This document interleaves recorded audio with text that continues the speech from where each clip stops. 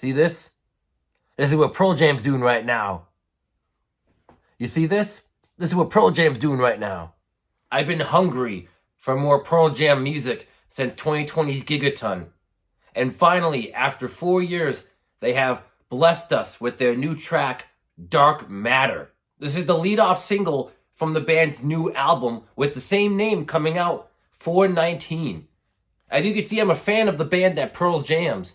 As you can see, I'm a fan of the band that jams Pearls. I have a 2009 edition of 10 that has a DVD and a 2 CD combo. And I have Versus here, 2016 vinyl edition. So yeah, I'm a pretty huge Pearl Jam fan. When the band announced that they were dropping a single at midnight Eastern Standard Time, and they had that whole backdrop of just the drums and the spatial background, suffice to say, I was pretty pumped. Pearl Jam are one of those bands that are pretty reliable. They're a huge workhorse in the music world. They haven't really put out anything atrocious or anything really lackluster. Most of their albums have been pretty consistent throughout their entire career. And one listen of this new single does not show that trend slowing down anytime soon. As soon as you put it on, the drums kick in, and then the guitars show up. And this is a sound, to me, that's reminiscent of Versus. It's not as heavy as stuff on that record. To be fair, I don't want to blow anyone's expectations for anyone who hasn't really heard the song yet. But it's a rip-roaring good time. I love Eddie's vocals on this song. It's surprisingly, at past 50 years old, he's still able to sing the way he does. His voice is aging, but not in a way of like an Axl Rose or a Vince Neil where you can hear the vocals just starting to crack. His vocals are aging like fine wine. But just for transparency's sake, I did listen to the song twice. Once on their YouTube page through their visualizer, which is really spacey and out there and really sucks you in. And then the other time I listened to it was on Spotify through the Dark Matter single. And going back to Eddie, I really love his lyrics on here, talking about dark matter and space and just overall emptiness.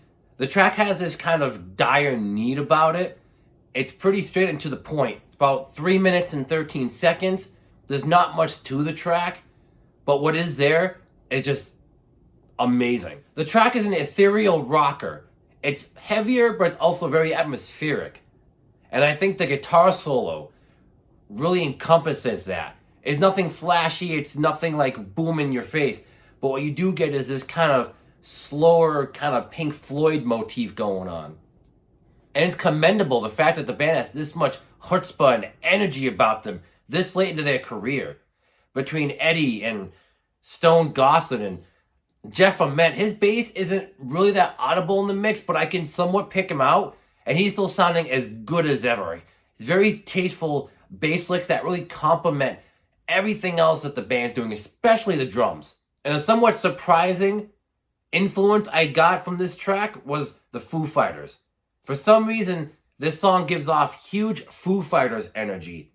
And it got me thinking, what would happen if Eddie Vedder and Dave Grohl got together to make music? Or if Pearl Jam and Foo Fighters got together to make some music? I think that would rock pretty hard. But I want to know, what do you guys think of the new Pearl Jam single, Dark Matter? Let me know in the comment section down below. If you enjoyed my little mini review of the new Pearl Jam single, go ahead and give that video a like. It always helps the channel out.